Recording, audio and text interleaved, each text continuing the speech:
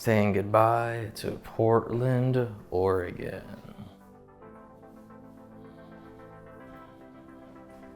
I always knew this time would come. I just didn't know when or why. But now it's officially time to say goodbye to this apartment, which also doubled as my second official YouTube studio. And on a larger scale, it's time to say goodbye to my hometown, Portland, Oregon, where I was born and raised. Let's be clear though, Portland has changed a lot since 2020. Some for the better and some for the worse. The worst in my opinion is that we have to pump our own gas now. But unlike 80% of the people I know who now hate Portland, I'll always love and represent it no matter where life takes me. It's truly one of the most underrated places to live, and I feel incredibly lucky to have grown up here. Portland is one of the most beautiful cities in the country. It's also one of the weirdest cities in the country, and you may be surprised to hear that it's also one of the most peaceful cities in the country. This is random, but even Travis Scott once tweeted, "I was once asked my favorite place in America to find peace. Portland is the answer. Took a trip and found happiness." If this guy is saying he found peace in Portland, it must mean something. But first of many fun facts in this video, apparently that's the reason Drake has a song named Portland featuring Travis Scott on More Life. Pretty crazy. But with all of that out of the way, ever since I found out I'd be moving to New York City for my new job, I knew I wanted to create a video to say goodbye to Portland. I just wasn't sure how to structure it, and I didn't want it to be all sappy and emotional. No one has time for that. So here's what I came up with, using my Instagram archives as a timeline.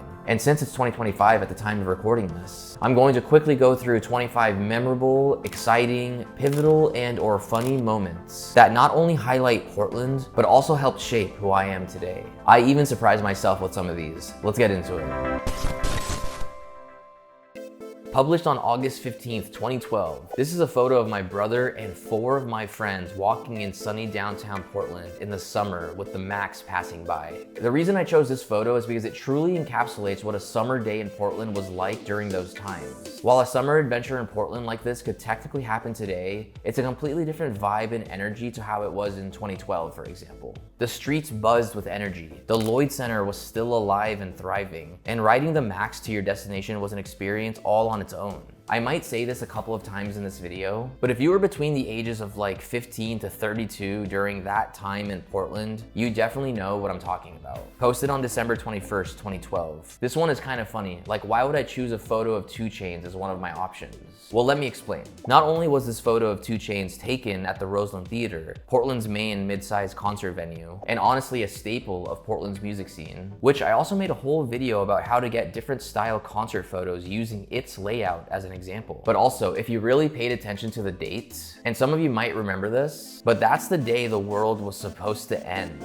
Back then, everyone was talking about the Mayan calendar coming to an end. People thought it marked the end of the world, and it was all over the news, social media, and even in movies. It really felt like you couldn't escape the doomsday talk. And I think it's really funny that I ended up being at a 2 Chainz concert on that day. When I posted this on January 9th, 2013, I really thought I was cooking. The caption says, "Wasted so much time at PCC. Glad I'm finally going in the right direction. I joined the Art Institute of Portland in hopes of becoming a movie director." And yeah, later in this video, you'll see how that ended up going. On January 16th, 2013, I posted this mirror selfie with what looks like an iPhone 4S, wearing a Mosh or Get the F Out t-shirt, and my Nikon Coolpix camera in hand. This was actually my 5th Warped Tour, and the last one to ever take place in Portland. The final Warped Tour in Oregon took place in Salem in 2017. I remember being really happy that I was able to snag this shot of Bo Boken from Bless the Fall from the pit, which I reached by crowd surfing, of course. I don't even know if crowd surfing is allowed anymore, and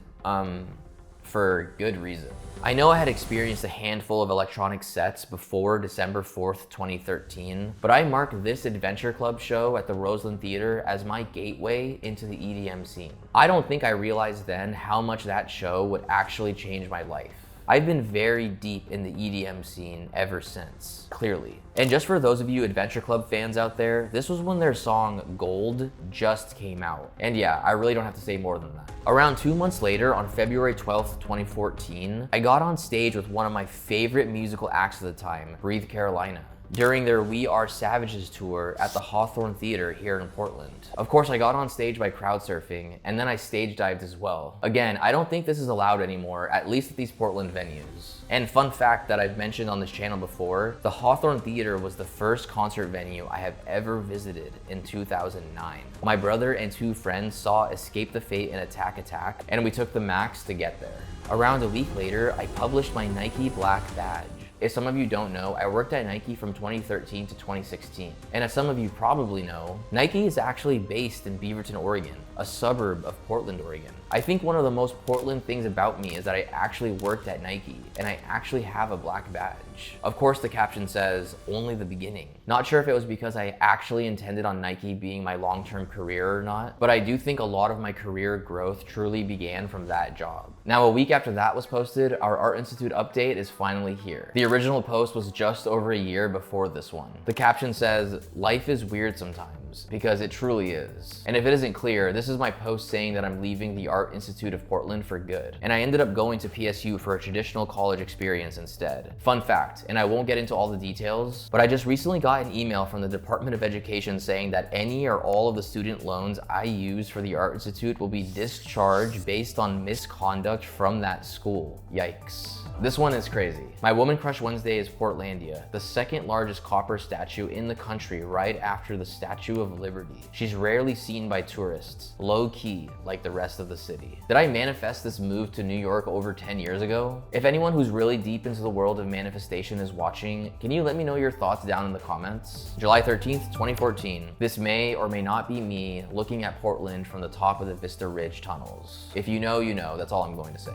Fast forward to the fall of 2014, I'm in the thick of it in the EDM scene. Here I am with my ever-growing rave family holding up Hoodie Nation for Flosstradamus that night. Back when they were a duo too.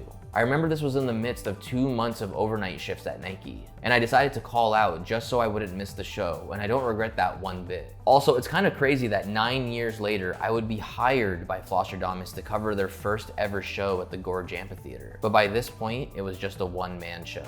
At the beginning of 2015, I said goodbye to one of my best friends as he moved out of the United States. While there are many reasons I included this post, it was mostly because even though I'm not leaving the United States, I do feel a certain semblance to what he felt when he left all of us 10 years ago, as I'm leaving all of my friends and family here in Oregon, and it's quite the heavy lift.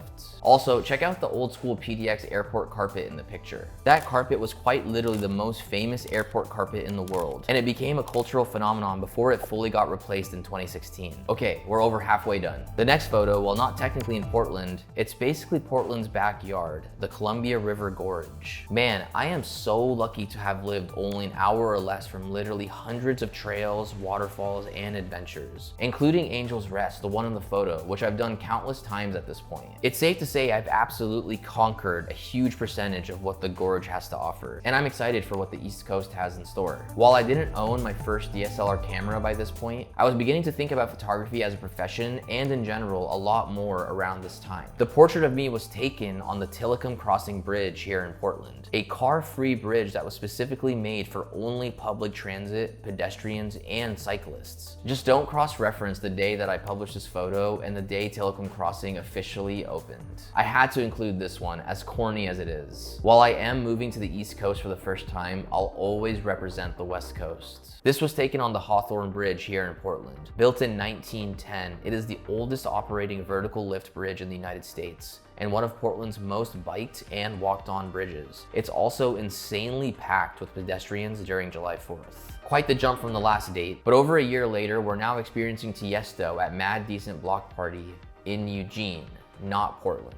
Eugene is 2 hours south of Portland. I visited many times, my brother has lived there, and Simpsons live in the town next door, and it's home of the Oregon Ducks. The reason I added this Eugene post to the list is that if you're familiar with my concert photography journey and the lore of the channel in general, you know just how important this festival truly was. If you're not sure, check out one of these videos once you're done here. Again, there are a couple of reasons I added this photo to the list. The second photo taken in the Columbia River Gorge. Multnomah Falls is the highest and most popular waterfall in Oregon, and it's roughly a 30 to 60 minute drive from Portland. The bridge in the middle, the Benson Bridge, is one of the most photographed pedestrian bridges in the United States. And lastly, I'd like to look at the caption, Old Discoveries and New Perspectives. After being in Portland for so long and visiting the same locations over and over again, it did truly feel like I had to constantly find new perspectives. I think I even touched on this in the first video I ever dropped on this channel. In New York City, however, I feel like it will be the opposite. Old perspectives and new discoveries. A simple photo of me with my first DSLR camera, the Nikon D5300 with snowy Portland behind me. By the end of 2017, I'll have officially started my photography business, which first launched as Tariq Abdel Photography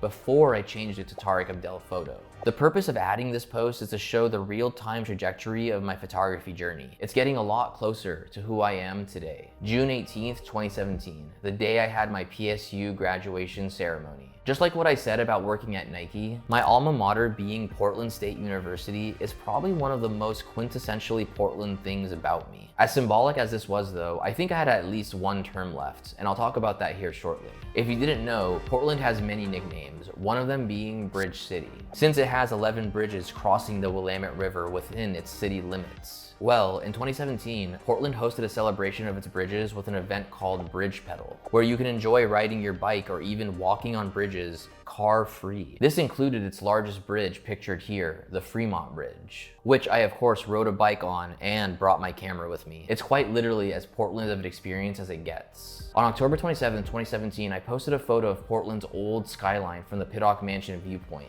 I say old skyline since there's a Ritz-Carlton high-rise around this area now. The caption of this photo says, "No matter where I end up in life, Portland will always be home."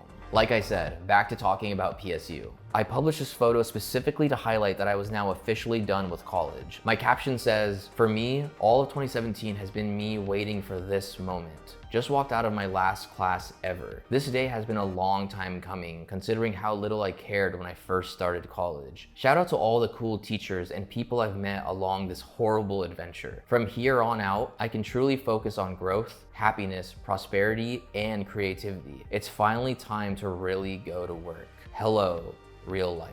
Take from that what you will. This was a pretty special concert that I got to shoot for a couple of reasons. One, Aminé is a rapper from Portland, Oregon, and I got really lucky to not only meet him, but also to capture the first glitter pop event, a Portland exclusive concert. One of my favorite concert photos until this day was taken at that event. Quintessentially Portland.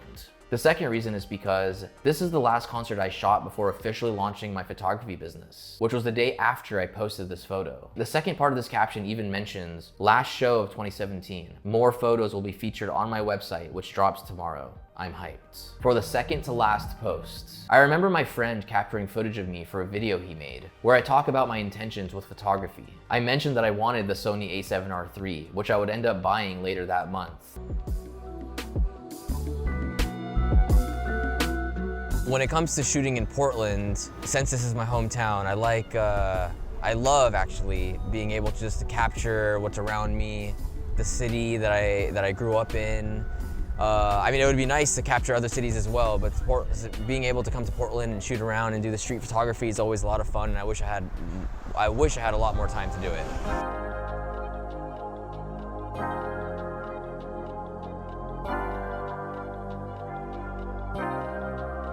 The camera that I am using right now is the Nikon D5300. The lens on here that I have is a 10-24 wide angle. Really am interested in the Sony a7R II or a7R III, and hopefully that's what I'm going to be upgrading to help just continue my work and continue my business and continue doing what I love doing.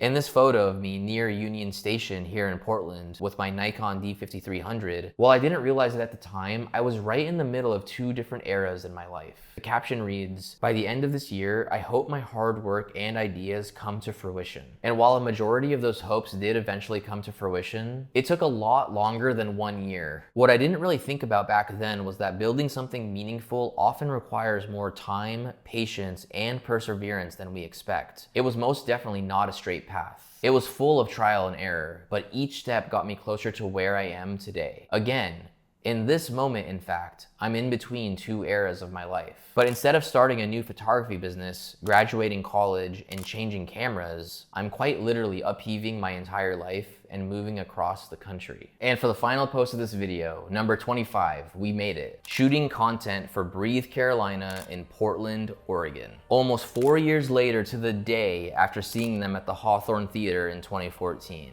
I believe this was not only my first official gig with my Sony a7R III, the same camera I'm using to record this video, as you know, but also in an effort to close the loop on this video, this was also the same day I found out the official story behind their song, Tripped and Fell in Portland. You can't find the story about that online, I've checked. Thank you for watching, liking, and subscribing, guys. Especially to those of you who made it to the end to witness the last bit of footage captured in this apartment. There's quite literally no need for this desk anymore, so I'm going to get rid of it, and I'll see you in New York City.